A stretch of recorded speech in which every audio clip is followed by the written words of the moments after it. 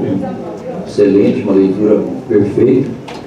Eu acho que, não sei se a contundência do plano no papel ou na tela conseguiu demonstrar. Então, se a senhora quiser criar uma comissão, venha nessa semana, me procure, na saída aqui eu deixo meu telefone celular para a senhora. Vamos marcar uma reunião para ver se eu consigo dar mais um passo mais contundente com relação à situação fundiária. O Brandão está aqui assistindo também, sabe da importância disso para o nosso governo.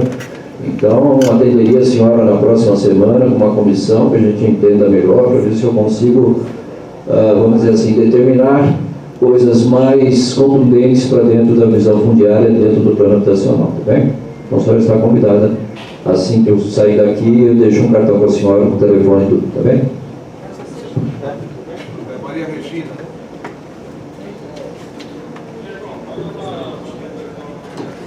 Bom dia, mesa. Bom dia a todos e a todas. Meu nome é Maria Regina. Eu faço projeto de pesquisa na Faculdade de Medicina. Eu gostaria de citar só 2 pontos. A questão de tirar da área de risco e se colocar novamente na área de risco. Eu cito isso porque se constrói apartamento em áreas que não tem plantão policial, não tem UPA, não tem escola, não tem creche. Eu sou representante de família e visto tudo isso. Minha área é na psiquiatria, autonomia de medicação. Outra coisa que eu queria citar, a questão do calçadão, que além de ser restrita, ainda se coloca caçamba para construção. Isso é meio difícil porque a gente se percebe que a maioria das ruas são desse tipo. E falar sobre a Francisco Glicério, que teve essa reforma, e nós gostaríamos que essa cidade fosse cidade modelo. Gostaria que toda a rua tivesse aquele aspecto da Francisco Glicério. Outras coisas já citaram sobre esses bairros periféricos que não tem rua, tem infraestrutura, tá? E que isso vem revertido dos impostos. É o que nós pagamos. Até num quilo de açúcar que é comprado no supermercado, a gente paga imposto. Então, eu gostaria que isso fosse sido revisto. Obrigada.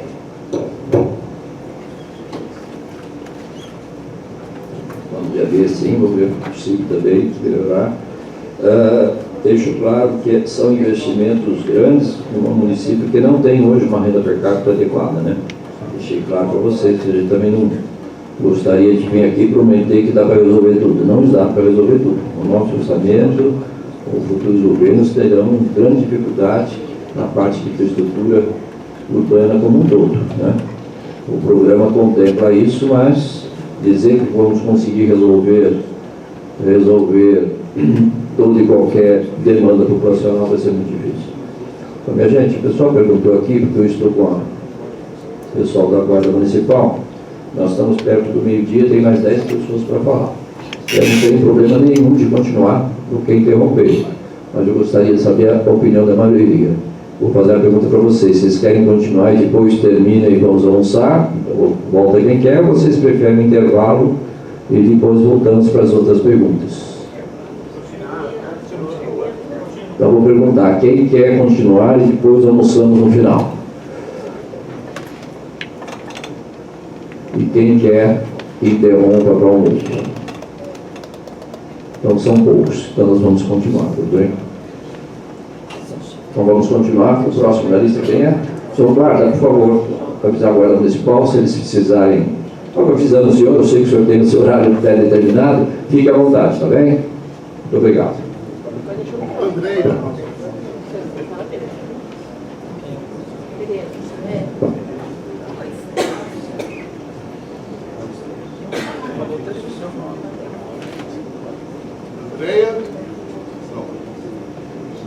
Cláudia.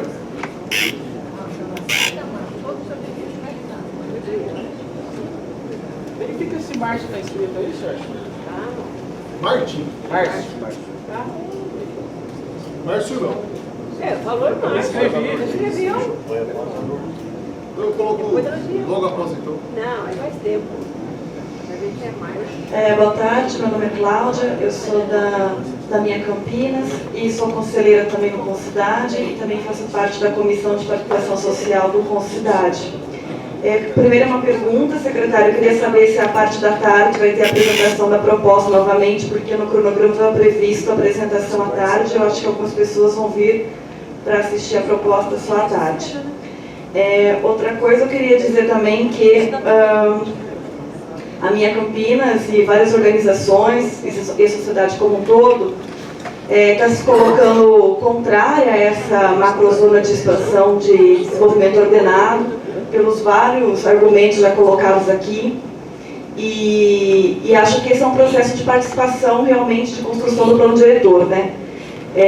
Essa é uma proposta que ela vem basicamente do executivo, não é uma proposta do estudo técnico, nem do diagnóstico feito lá atrás pela FUBAM, para a lei de uso, nem da equipe da prefeitura. Quer dizer, não existe justificativa nenhuma, né, para você aumentar o perímetro urbano na cidade, a não ser uma vontade política da secretaria e do prefeito.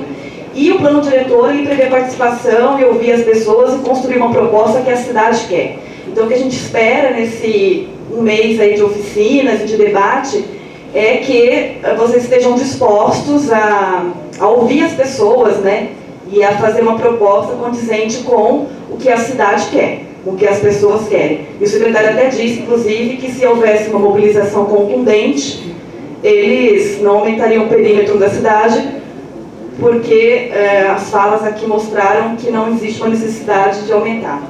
Então eu queria rapidamente também falar da importância desses espaços para a gente construir e de vocês estarem abertos a ouvir também, né, o que a cidade está dizendo. No último dia 29, que teve uma apresentação aqui, eu sentei ali nessa mesa, e às vezes eu percebo por parte de algumas pessoas da prefeitura a não abertura para ouvir o que as pessoas falam. Eu pude olhar algumas fileiras aqui, então assim, caras distorcidas, risadas, posicionamentos desrespeitosos, inclusive às falas que estavam sendo colocadas. Eu acho que isso não ajuda a construir. Então eu queria pedir assim, um processo de respeito, de participação, como prevê realmente o plano diretor. E eu queria ler rapidamente, então, dizer que porque a expansão urbana é ruim para Campinas, eu distribuí isso aqui para alguns de vocês. Existe uma petição online, gostaria que vocês, quem é contrário ao aumento do perímetro, entrasse e assinasse. Nós já temos lá mais de 1.200 assinaturas, a gente quer chegar a 20 mil, então é importante vocês divulgarem, assinarem a petição, é só nome e e-mail, a gente quer fazer parte desse processo de participação. E quem quiser assinar comigo, eu estou com uma lista, me dá o nome aqui que eu já assino lá essa petição online. O site é www.sustentacidade.minhacampinas.org.br. Isso está sendo feito em conjunto com vários movimentos coletivos, muitos aqui presentes que já falaram. Então, rapidamente, mobilidade. Se não quisermos uma mobilidade com o trânsito cada vez mais travado e que só pensa no carro, precisamos pensar em uma cidade menos dispersa. Orçamento. É fato que quanto mais espalhada a cidade for, mais caro é para a prefeitura criar e manter equipamentos públicos, como centros de saúde, escolas e malha viária. Densidade. Campinas tem uma densidade demográfica média muito baixa.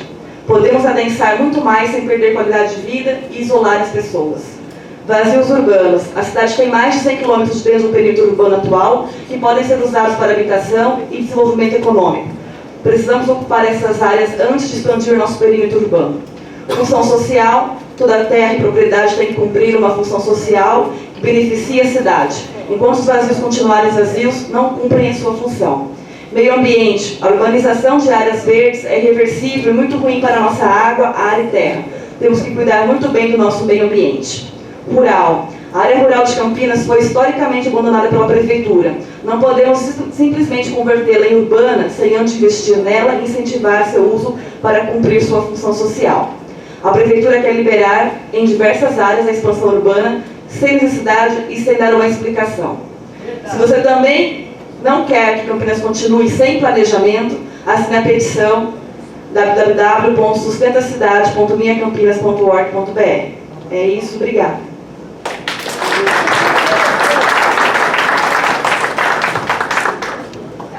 Em relação às pessoas que você disse que se comportam mal, você não desculpe, mas eu não tenho como agir nesse sentido, nem provoco isso. Como é que eu vou identificar na hora que estou aqui, vendo se alguém da prefeitura está torcendo a cara com uma proposta?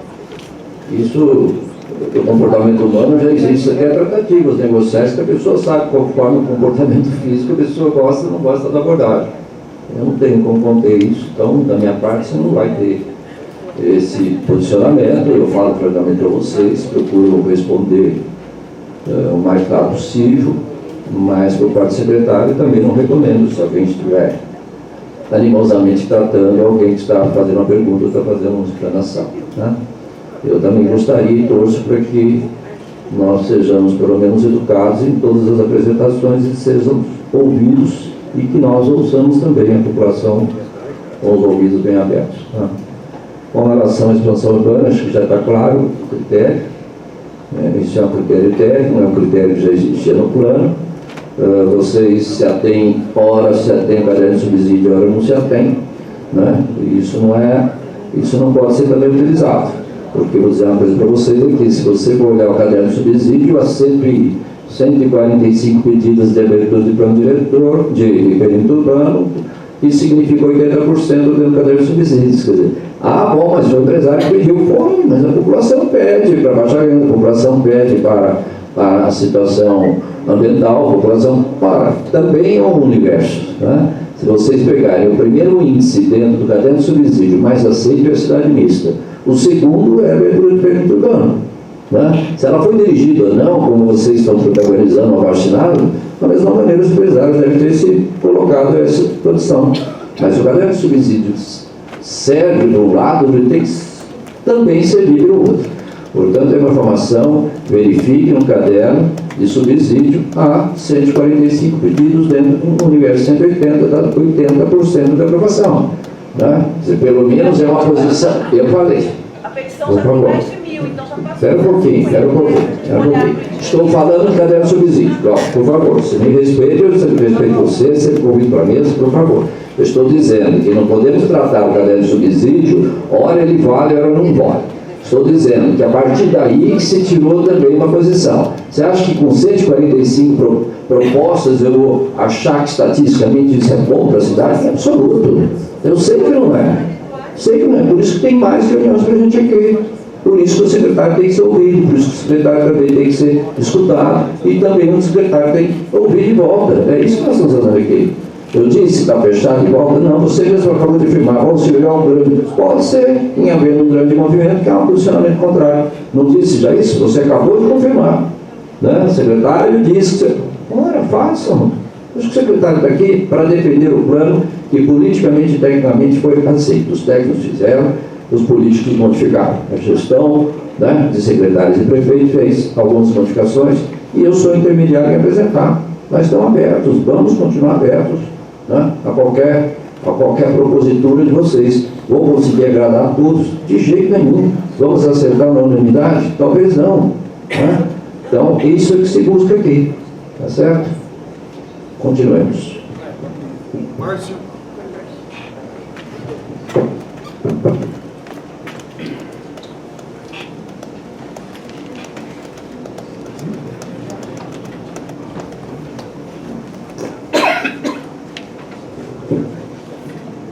Boa tarde a todos. Meu nome é Márcio, eu sou do movimento de Souza. A gente luta por habitação de baixa renda em Souza há mais de 9 anos. Eu queria fazer duas colocações. Vou fazer duas colocações. Primeiro, em questão que o Sr. Vando falou aqui, que sempre há uma discussão mais calorosa em Barão Geraldo e num outro bairro que ele citou. Convidamos ele a fazer uma reunião conosco lá. A gente sempre tem reunião mensal em Souzas, no Tomás Alves. Ele pode estar indo lá, que nosso pessoal vai estar recebendo ele lá e fazendo a discussão com ele. A outra questão que eu queria colocar é em relação à habitação de baixa renda. Essa habitação de baixa renda não deveria ser demarcada, essas áreas específicas no plano diretor, senhor secretário?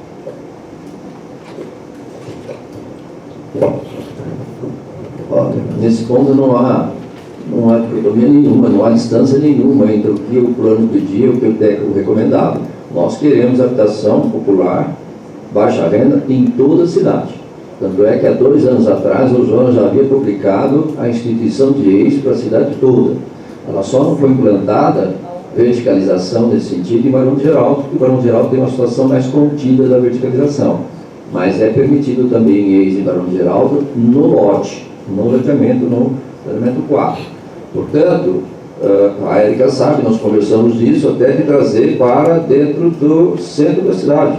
Então, lá sim, no plano, depois nós podemos mostrar para você, uma abertura total para baixa renda em qualquer lugar do município. Tá certo? Qual o problema, Souzas? Precisamos colocar, então, no plano de manejo para que possibilite a habitação. Tá? Senão ficaremos restritos também a uma situação no plano de manejo. Então, não há restrição da nossa parte, muito pelo contrário, ao invés de demarcamos aquelas de interesse, né, marcadas em azul, aquelas já estão pré-determinadas para EIS. Mas estamos abertos e estamos defendendo no plano que em qualquer área do município possa se estabelecer baixa renda. Só que para isso, eu tenho então que incentivar através da Coab, dando um índice a mais, dando até 15% de território comercial independente de zonamento, para que se faça ali escola, que se faça o supermercado, que se dê também a farmácia, enfim, essa é a ideia do bairro pronto, uma resolução total. Mas o plano está aberto, instituído que poderá fazer habitação de baixa renda em todo o território. Secretário, muito bom. A gente tem um projeto pronto, conversado com o pessoal lá em Souzas, de Ecovila, que traz totalmente esse bairro pronto.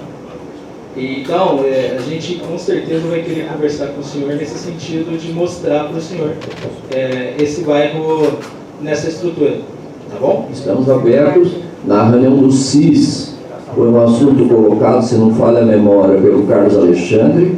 Teve também a colocação do Ecovila para aquele rapaz em geral, que é um dos primeiros projetos, não é isso? E então nós acatamos imediatamente a Ecovilas, naquela reunião do CIS, e em Barão de Geraldo também dissemos que não vejo problema nenhum, na reunião do Barão de Geraldo, estou falando de Ecovilas e Barão de Geraldo. Estou dizendo, naquela reunião, a oportunidade, quando ele perguntou, o governo está aberto a Ecovilas também para Souza, só me traga o projeto para analisar, tá bem? Ana Carolina.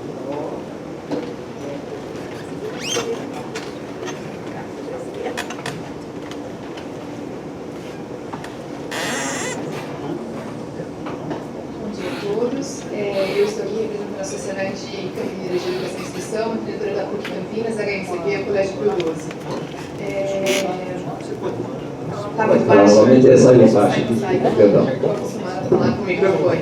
Então, meu nome é Ana Carolina, eu sou representante da Sociedade Campineira de Educação e Instrução, que é a mantenedora do Pio 12, do HMCP e também da PUC Campinas.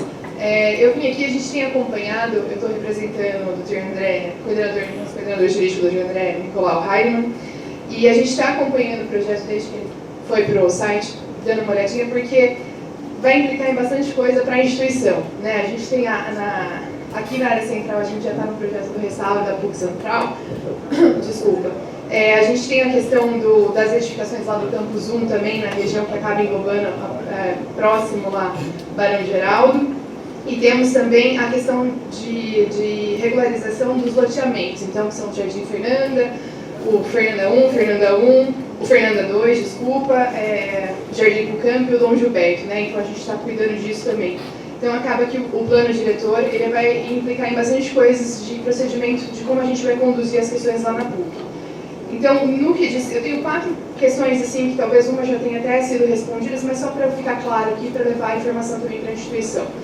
No que diz respeito ao perímetro urbano, que da região ali da John Boy Dunlop, após o Hospital Celso Pierro, como é que vai ficar essa questão desta região? Esse é um primeiro ponto para a gente poder discutir, para a gente poder saber como a gente vai resolver lá.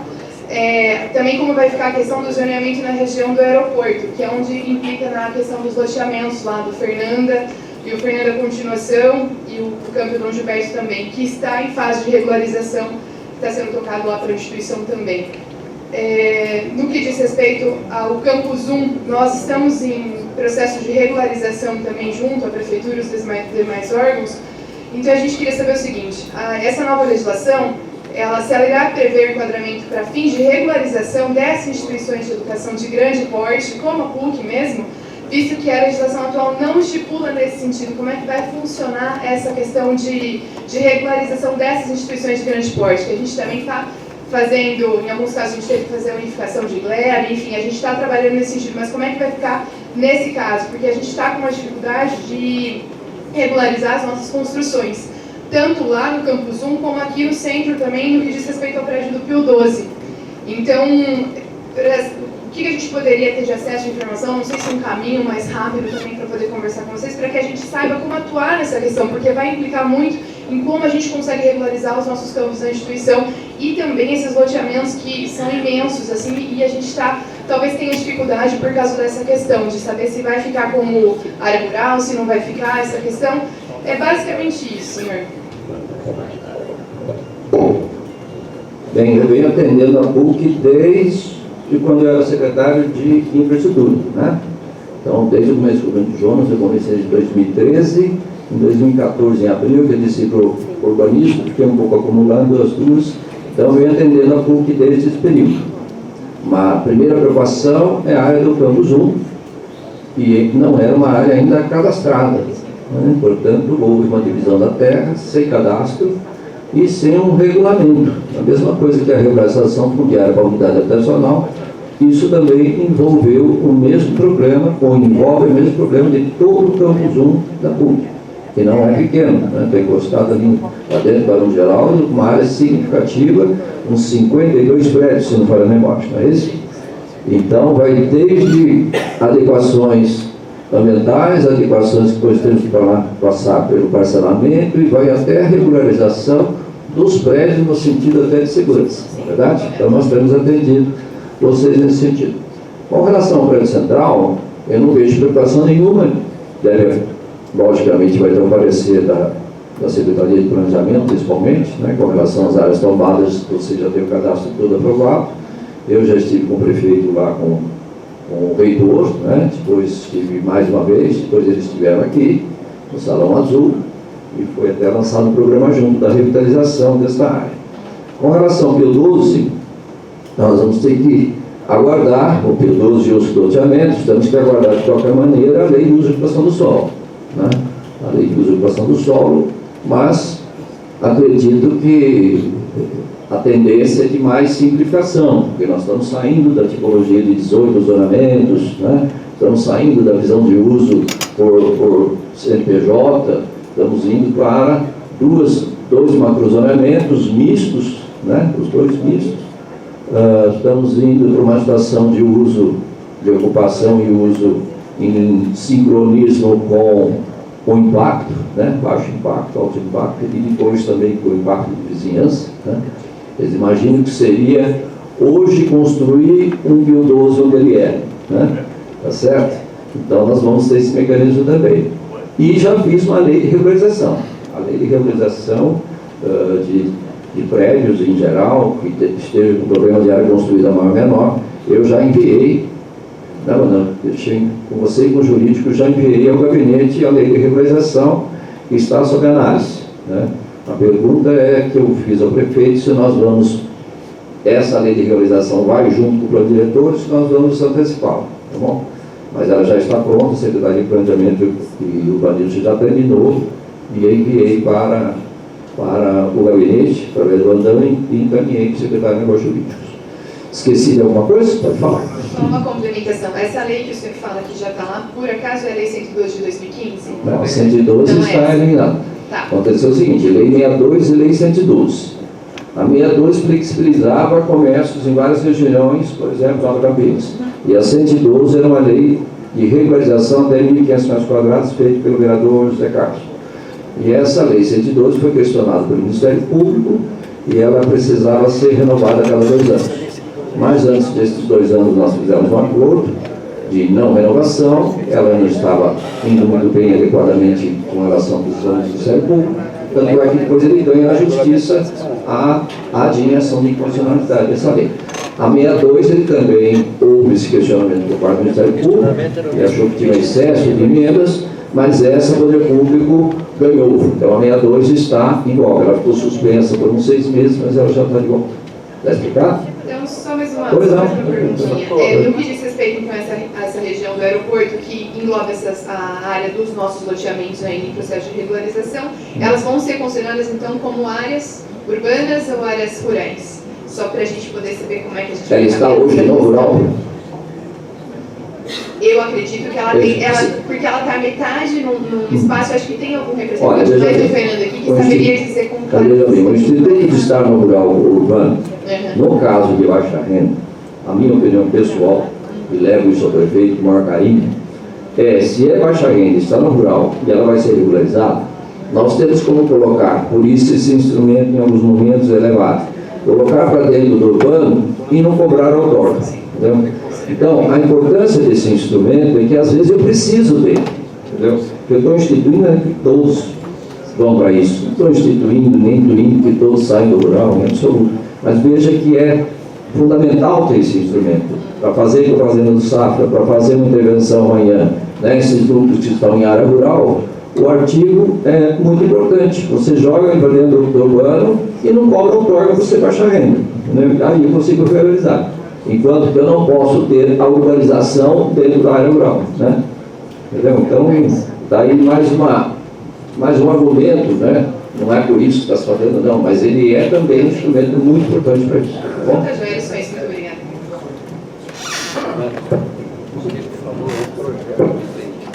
José Furtado.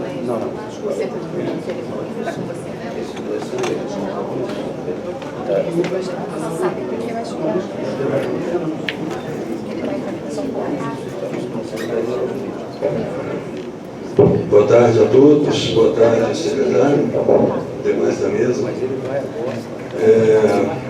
Eu gostaria de começar, secretário, estranhando a ausência do prefeito Jonas a essa abertura que está sendo dada aos trabalhos do plano diretor. Nós, da sociedade civil, consideramos o plano diretor a legislação mais importante, abaixo da lei orgânica, naturalmente, mais importante da cidade.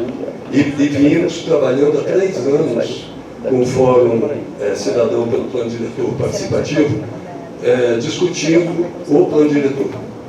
E não fomos ouvidos. Né?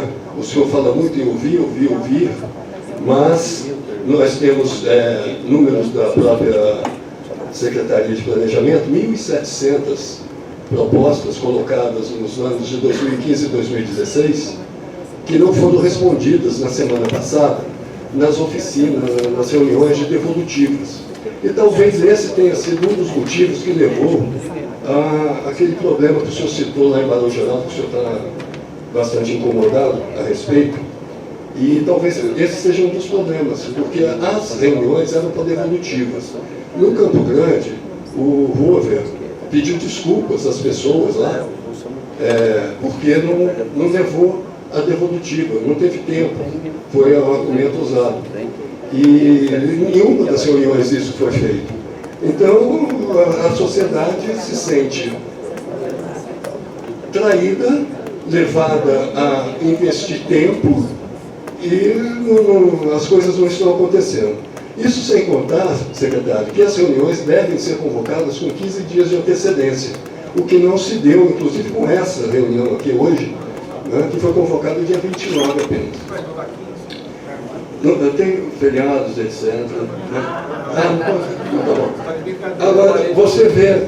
Tá bom. Então, vamos supor que atenda.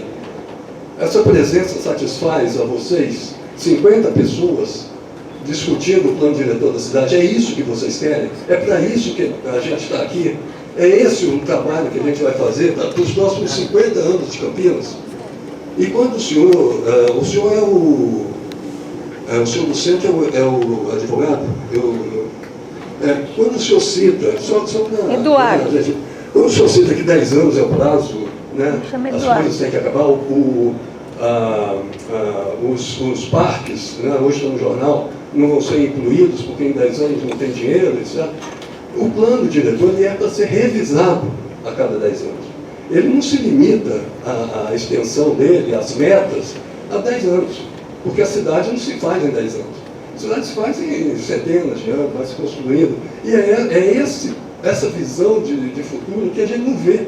Né? A gente não vê respeito, como já foi colocado, ao diagnóstico, que foi feito há 2 anos, acompanhamos o trabalho sério da equipe da Secretaria de Planejamento, seríssimo, envolvida há 2, 3 anos nesse trabalho, e agora é jogado fora esse trabalho.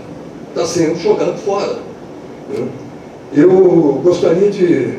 O senhor não estava presente? O senhor estava lá em Barão Geraldo? Não, né? O senhor advogado? Não. Eu gostaria de só repetir, porque de alguma maneira foi citada aqui essa reunião, eu estava presente, e na minha fala eu disse, vou repetir entre aspas, né? Vou cortar a mim mesmo. Eu disse que esse plano, essa minuta que foi apresentada, foi feita nas coxas. Ela é um copia e cola de artigos do Estatuto da Cidade e de outros. Então, essa minuta, ela não traz nada, absolutamente nada, para a discussão. Né? Apenas o termo é... Ai, meu Deus, tem um termo lá que é vamos discutir no futuro. Né? Lei específica, lei específica, lei específica. Tem 20 legislação e leis específicas. Né? Dá a impressão até que, assim, bom, eu vou fazer esse trabalho agora e vou reservar-me o direito de fazer outros trabalhos depois, né? Porque vai ter muito trabalho para frente. A gente tem que aproveitar agora, esse momento em que a sociedade está mobilizada, a indústria imobiliária está mobilizada, a prefeitura está mobilizada há 3 anos e a gente não pode se dar o direito, ao luxo de jogar isso fora. Em 2 meses agora para frente, isso não vai dar certo, nós vamos sair daqui com um plano que não vale nada, se continuarmos nessa linha. Bom, agora coisas mais específicas. O secretário perguntou, não, secretário, se é especulação imobiliária, a questão de fazer um empreendimento imobiliário de baixa renda. Depende, né? Depende aonde. Se a gente reservar áreas onde esses empreendimentos possam ser feitos, que não sejam, por exemplo, na periferia, onde a terra nova, né, que está sendo dada pela prefeitura, pelo menos essa é a proposta, está sendo aberta pela prefeitura a ocupação de todas as áreas periféricas. Se for fazer lá, é especulação. Sim, levar lá o empreendimento, uma terra barata, e que depois a prefeitura, nós, né, moradores, vamos ter que pagar pela manutenção do transporte, para levar o transporte lá. Tudo bem, vai ser feito o viário inicial? Sim, mas e a manutenção disso depois, anos a fio, para sempre? É pago pelo contribuinte.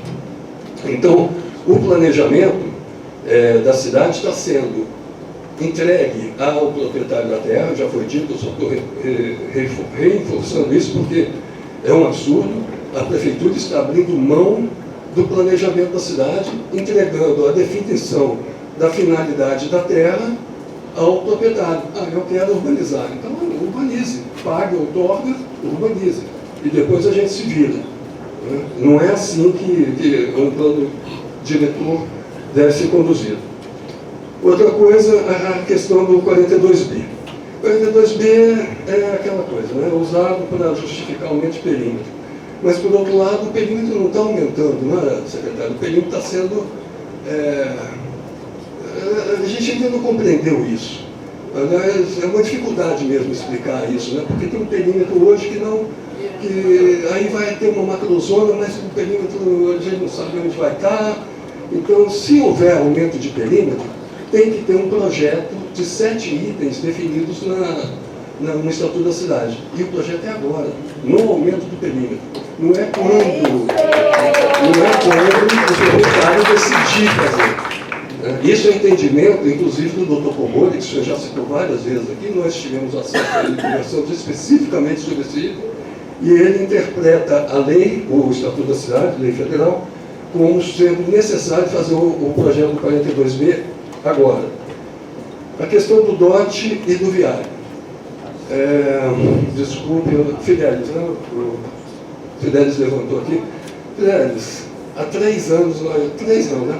Há 1 ano e meio, 2 anos, estamos cobrando do secretário Barreiro o plano de mobilidade que ele diz ter.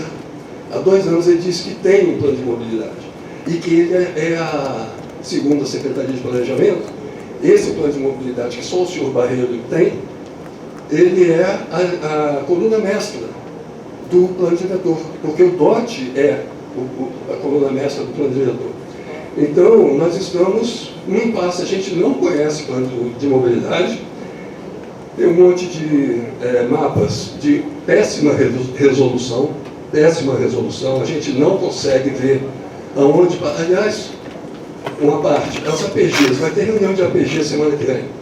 Eu não sei em que APG eu moro, porque tem um rabisco no mapa de péssima definição, eu não sei da rua que lado que está a APG tal da outra APG. Isso vai levar a algumas confusões na semana que vem, porque as reuniões vão versar sobre APGs que ninguém conhece. Então, voltando ao plano de mobilidade e ao viário. O plano DOT, né, o desenvolvimento orientado ao transporte de massas, não é o transporte simplesmente, ele não está casando com esse plano viário, que tem um mapa, que tem um monte de coisas vermelhas, laranjas, e esse mapa e uma tabela, né, uma tabela grande, várias páginas de tabela, especificando largura de ruas e etc. Esse plano viário, essa definição desse viário, ele não coaduna com o desenvolvimento orientado ao transporte de massa, porque esse viário está sendo definido para carro, ruas largas, não tem previsão de ciclovias, não tem previsão nenhuma porque a gente não conhece o plano de mobilidade, então não sabe se vai ter ciclovia, se não vai, ia ter no BRT, não vai ter mais, ia ter na Glicéria, não vai ter mais. Então a gente continua sem saber a questão da mobilidade. Continuando, achei muito interessante o senhor ter citado a questão dessa macrozona verde clara, de avanço do urbano na área rural. Realmente é isso que a gente pensa mesmo, foi isso que o senhor falou aí na sua apresentação e a gente concorda com isso. É o avanço do urbano no que hoje é rural. Outro item que o senhor defende muito, que é a questão do se formos bons gestores, talvez recuperemos, né, a cidade. Essa é a questão, secretário, seríssima. Se a gente agora não fizer um plano diretor decente, que estabeleça parâmetros, que estabeleça limites, regras, agora, nós vamos depender de fiscalização. E a gente sabe que fiscalização é um fraco na nossa cultura, né? Não apenas cultura de Campinas, mas do país em geral. Então não devemos, é por isso que a gente insiste que o plano seja auto-aplicável, como faz parte do compromisso público do prefeito com o Ministério Público, né? Auto-aplicável, transparente, a luz sendo desenvolvida concomitantemente. Essa auto-aplicabilidade, ela é uma exigência, inclusive, do Estatuto da Cidade, porque, justamente, ela vai proporcionar menos dependência de fiscalizações que levam à corrupção. A gente está vivenciando, eu acho que ninguém tem dúvida aqui, de que todos esses problemas que a gente está vivendo no país começam nessa dificuldade no dia a dia, o fiscal está lá sendo corrompido ou corrompendo, ou se fazendo corromper. Bom, a questão da macrozona metropolitana, aquela vermelha, né? Ela entra em áreas hoje de moradias unifamiliares. Eu vou citar o caso, assim, só para ficar bem claro do que eu estou me referindo. Cidade Universitária 1 e 2 são regiões de baixíssima densidade. Tem lá no mapa. Vai mostrar o mapa. Está como mapa de zona metropolitana, cuja finalidade é ocupar com edifícios, com indústrias, com o que seja, né? Então, isso não apenas lá, mas em outras áreas deve estar acontecendo também. Não é esse. Não é esse. E aproveitando que estamos falando em mapa da região de Barão Geraldo, o senhor não respondeu, secretário, a pergunta da Tina a respeito da diferença do mapa ali perto da Mata Santa Genebra, que na reunião de Barão ele estava de um jeito e Eu responder lá em Barão. Como? Quando depois eu voltar a Barão, eu respondo. Eu vou fazer a pergunta de novo, então, agora. O senhor pode responder agora? Eu pergunto de novo. Ou a gente vai... O senhor não deixou eu responder em Barão, porque eu vou responder agora. O senhor não... Ela fez a pergunta aqui. Ela fez a pergunta aqui.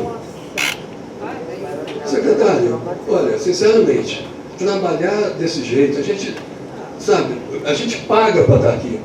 A nossa vida, a gente tem coisas para fazer. O senhor está sendo pago para estar sentado aí. O senhor ganha para estar sentado aí. Tem e obrigação, para nos respeitar. Agora, a gente está aqui como cidadão. Eu pago para vir aqui. Eu deixo de fazer coisas para vir aqui. E todos nós. Eu também fui pago para ir a Barão e vocês não deixaram falar, tomaram o microfone da mão do secretário e não devolveram mais. Isso vai virar uma ação para vocês daqui. Agora você vem todo comportado já aqui. Era assim que você estava em Barão Geral? De jeito nenhum, aos pés, xingando, o que é isso? Fui eu que tirei o telefone da sua mão? Não, né? Então... O senhor estava junto. Não estava junto. Eu fiz a declaração e repeti aqui na presença do senhor Eduardo, do doutor Eduardo, porque o recado foi para ele. A questão de ter sido feita as coisas. O que eu estranhei também no senhor, na minha fala lá, que o senhor deu de ombros, foi quando eu questionei se esse plano vai obedecer ou não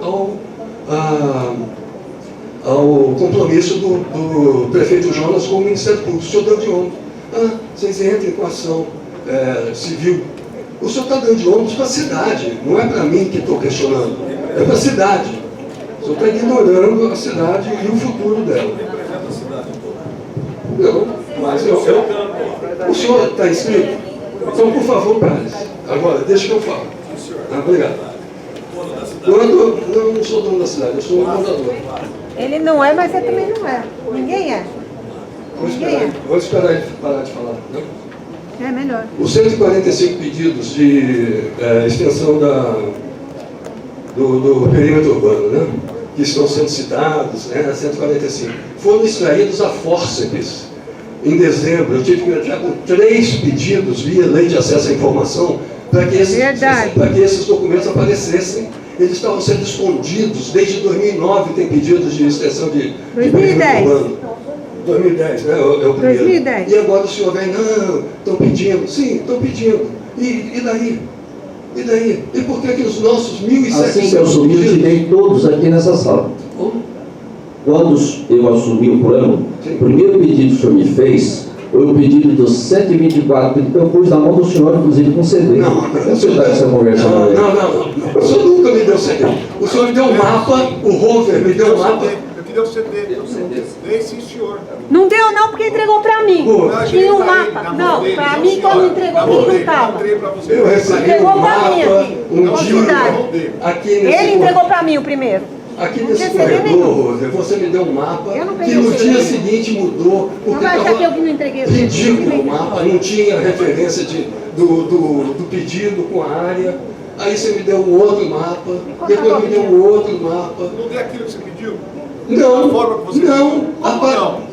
Porque eu pedi, não. Tem sim, senhor. Você leia, por favor. Inclusive o senhor falou que estava ótimo. O mapa, no final, estava. Então o que você está falando? Eu estou falando que não foi esse o pedido, Roger. Deixa eu comentar. Leia o pedido. O pedido se refere à publicação de todos os pedidos. Não o mapa. Eu queria ver o pedido, os ofícios. Só veio a ser feita em fevereiro, março. A publicação. E tem 18 PDFs lá que não abrem. 19 PDFs lá que você clica, não abre. Então essas 100 e tantas. Está lá no site. Entra no site. Está lá no site. Eu já reclamei até porque a gente consulta o site. Não aconteceu nada. A gente, além de estar aqui, a gente usa o tempo nosso fora daqui. Muito trabalho de cidadão. não funciona. Quanto trabalho de cidadão e não funciona? Pouco, sabe? Muito pouco. Cansa minha beleza. Bom, eu não sei se essa questão dos parques lineares, o Carlos Alexandre já citou, é um absurdo, não vou me ater a isso não.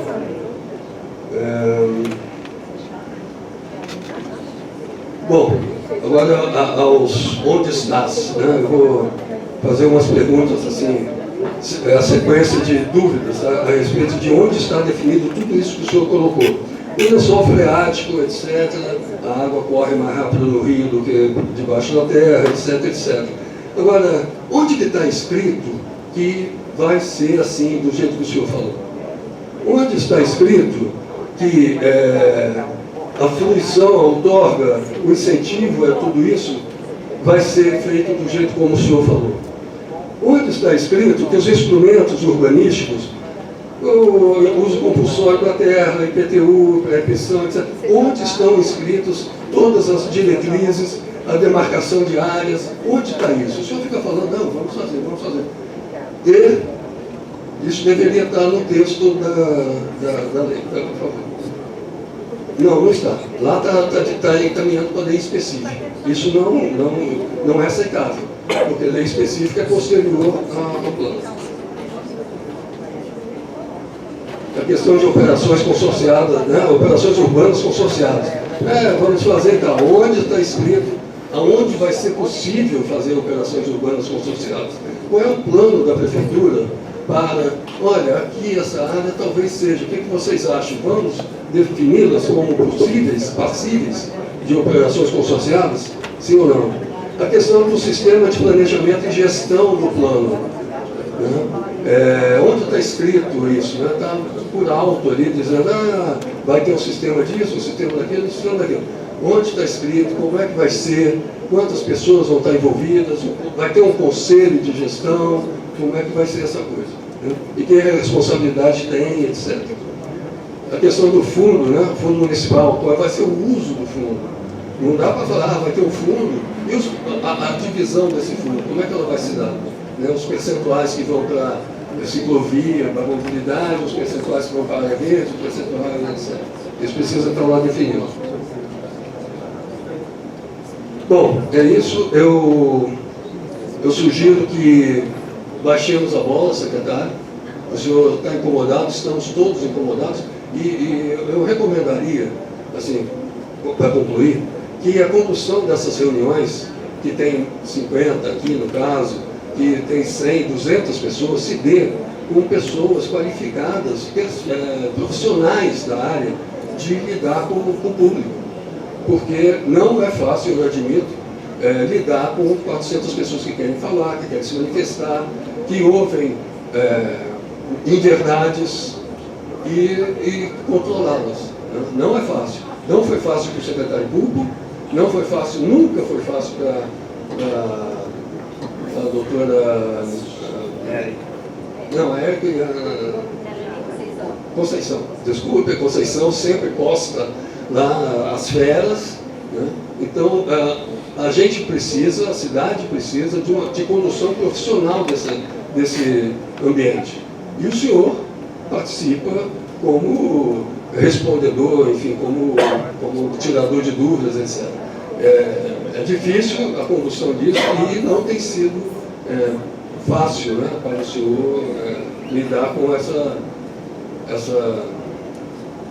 dificuldade da população entender. Né? E só para concluir, desculpe, agora para concluir mesmo, Barão Geraldo, além da explicação, né, da área lá da Mata Santa Genebra, tem uma questão do avanço em cima da Unicamp e de toda aquela área contígua lá da Unicamp, que vai dar no CPQP e para frente, que é a questão dessa região macrometropolitana, né? E que finalidades podem ser colocadas lá. Isso não foi explicado. Isso o senhor acha que explicou? O senhor deve saber, mas o senhor não conseguiu transmitir. Obrigado. Bom, em primeiro lugar, obrigado, senhor José Furtado. Eu quero já iniciar aqui, antes até do secretário, para lhe explicar um pouco aí das suas dúvidas em relação ao trabalho que vem sendo efetuado. Acredito intensamente que não está havendo desídia, que não está tendo, o que o senhor falou, que o trabalho vem sendo levado nas coxas. Uma das grandes preocupações que nós temos, deputado, é que o cidadão comum compreenda, em termos jurídicos, o que é um plano diretor. Não que o cidadão entenda como ele queira o plano diretor, mas o cidadão comum ele precisa entender que existe contorno jurídico para o que é chamado de um plano diretor. E o contorno jurídico, em sua doutrina mais clássica e mais comum, é sim um instrumento político de estruturação do território do município de termos genéricos e específicos. Os termos específicos são aqueles passíveis de serem específicos. Os termos genéricos, e não é à toa que a Constituição Federal, o Estatuto da Cidade, atribui ao plano diretor uma característica genérica, é porque o legislador constitucional e infraconstitucional entende que existem assuntos que não devam ser tratados em toda a sua complexidade e conteúdo no próprio plano diretor. Porque senão o plano diretor deixa de ser um plano diretor e vira um código do município onde ele vai tratar de todos os assuntos de maneira intensa e específica. Isso fere o Estatuto da Cidade, isso fere a Constituição Federal, isso fere a hierarquia jurídica. Então nós temos que tomar muito cuidado para que esses anseios de autoexecução do plano diretor não seja a própria morte do plano diretor.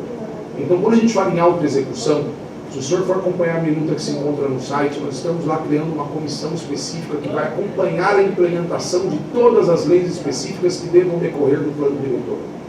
O plano diretor não tem que ter a cara de Campinas. Quem tem que ter a cara de Campinas são as leis específicas que decorrem do plano diretor. O plano diretor é o DNA. Quem dá a imagem do rosto é a criança futura lá na frente.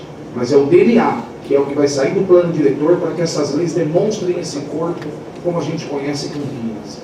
Então, o plano diretor, ele vai ter sim esse viés jurídico de ser genérico dentro do que ele tem que ser genérico e vai ser tratado por leis específicas do que efetivamente precisa ser tratado por leis específicas. Doutor Eduardo, a gente já tem esse plano. O plano 2006 é isso. É um plano que não serviu para nada e que não foram feitas as leis posteriores. Tudo bem, agora eu continuo. Os planos anteriores, o 2006, como o senhor bem citou, foi genérico. Se as leis específicas que deveriam decorrer do plano diretor de 2006 não surgiram, a culpa não é do plano diretor. O plano diretor está sendo vítima da ineficácia do Estado. Nós não podemos atender o Estado como plano diretor. O plano diretor ele tem que cumprir uma função constitucional dele. E essa função dele é sim específica. O nosso modelo e a nossa proposição vai ser exatamente adensar a preocupação para que exista efetivamente essa produção legislativa. Então, se houve um erro no plano anterior... Como o senhor garante que vai acontecer isso? É essa a questão. Então, não aconteceu no passado. Por que o senhor acha que vai acontecer? É sobre o mesmo assunto. Uma pergunta. Como é que fica o conteúdo mínimo estabelecido tanto no Estatuto da Cidade quanto regulamentado pela Resolução 34 do Conselho Nacional da Cidade? Tudo bem. Tem um conteúdo mínimo que não está nesse plano. Muito bem. Ela questionou, já que ela não veio ao microfone, eu falo para que todos escutem que existem requisitos mínimos obrigatórios lá no Estatuto da Cidade e ela acha que isso não está integrado dentro da Na medida. Resolução 34 do Conselho Nacional da Cidade. Tudo bem. E eu posso explicar isso perfeitamente. Existem discussões jurídicas, inclusive sobre a aplicação ou não aplicação na sua íntegra do próprio 42B. Então, eu estou trazendo para vocês, e mais específico para a senhora que me perguntou, que o 42B, no ambiente jurídico, ele é questionável a sua aplicação integral. Se nós pegarmos qualquer isso, por mais que a gente entenda que isso seja viável, todo aquele conjunto para ser inserido, a doutrina majoritária ela entende que se o município, como plano diretor, seja no texto e nas suas leis específicas, entenderem o que é melhor para ele, e isso divergir com o próprio Estatuto da Cidade, é permitido ao plano diretor das leis específicas essa divergência. Então, o que muito embora apareça... A doutrina é divergente. gente também. Sim, eu acabei de falar isso, sim, a doutrina diverge. Existe doutrina que diz, sim, o que está no 42B é aplicável a todo o seu conteúdo, e existe uma doutrina também expressiva que mostra que não existe essa obrigatoriedade. Então, qual que é a nossa função aqui? Tentar fazer com que concilie os interesses do munícipe com os interesses legislativos, para que tudo seja contemplado, certinho. Agora, simplesmente afrontar o plano diretor, dizendo que por ele ser aspecto genérico, ele não atende à função do município de Campinas, isso é um erro muito grande, isso é um erro muito impróprio para o ambiente do plano diretor. Agora, em termos jurídicos, nós temos que ter cuidado para não sermos contestados em termos de minuta de legislação ou quando a legislação for aprovada, pelos excessos também. Nós não podemos fazer com que o plano diretor assuma uma característica que não seja de plano diretor. Eu não posso fazer o plano diretor ser protagonista de algo que ele não é protagonista. Nós não podemos fazer com que o plano diretor apareça para a sociedade num aspecto completamente diferente do que ele deveria ser conforme mãos da legislação, que eu vou ter problema com o Ministério Público Federal e com o Ministério Público Estadual. Então, o que nós estamos preocupados é em tentar atender todos os interesses, mas muito atentos a questões jurídicas. E que nós não podemos sair disso porque a população, por exemplo, deseja. Então, esse é um trabalho muito difícil que nós temos, inclusive para avisar o secretário, avisar a equipe técnica dessas dificuldades jurídicas que nós encontramos. Então, qual que é o ponto para minimizar esses impactos? Fazer com que o plano diretor saia para a festa nos próximos 10 anos de organização da cidade com a devida fantasia de plano diretor. É isso que nós estamos querendo. Eu não posso fazer um plano diretor virar o protagonismo, só a título de exemplo, da proteção ambiental. Existe um macrosistema protetivo ambiental que o plano diretor não vai afrontar em hipótese nenhuma. Ele nem pode afrontar. Agora, pegar o plano diretor e colocar ele dentro de um cenário como protagonista de algo que ele não deve ser, eu acho que é um erro muito grande por parte da prefeitura e da administração. Mas há divergência, tanto no plenário quanto jurisprudencial, sobre esse conteúdo e sobre essa questão. Eu concordo com a senhora. E adotar uma ou outra posição é possível. A prefeitura optou por adotar a posição mais conservadora, que é de fazer um plano genérico que não se aplica. Ele só vai se aplicar se a lei, que não exige toda essa participação, se a lei for editada. Ok, e aí eu continuo para você.